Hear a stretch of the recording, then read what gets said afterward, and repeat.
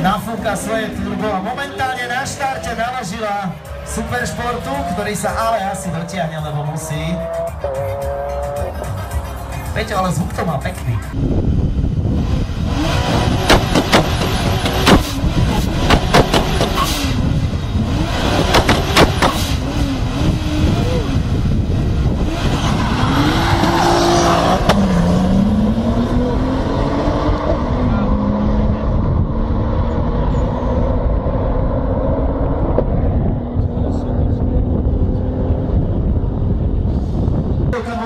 Golf prvej generácie, rok výroby okolo 86 versus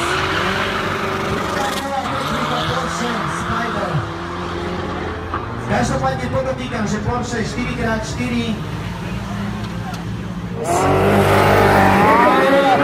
Porsche Spider. Každopádne podotýkam, že Porsche 4x4 versus Aventador.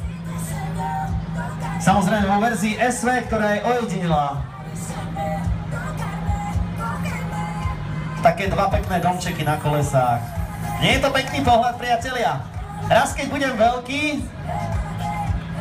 taký tiež nebudem mať, no. Ale počul som taký dobrý vtip, že dva typy ľudí existujú. Jedni sú špekulanti a tí druhí sú, pekne povedané, klamári. Tí klamári si nažívajú a tí špekulanti špekulujú, ako vyžiť z výplaty do výplaty.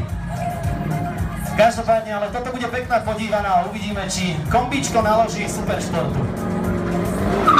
Na reakciu určite.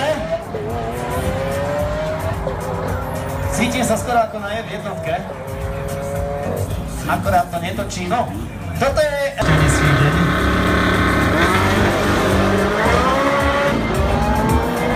No, vyzerá, že Porsche sa dotiahne. Nie, nestihlo to. Ako už som spomínal, jazdci sú skúsení a je veľa aj na reakciu. Ja to zistím ešte nesmírne.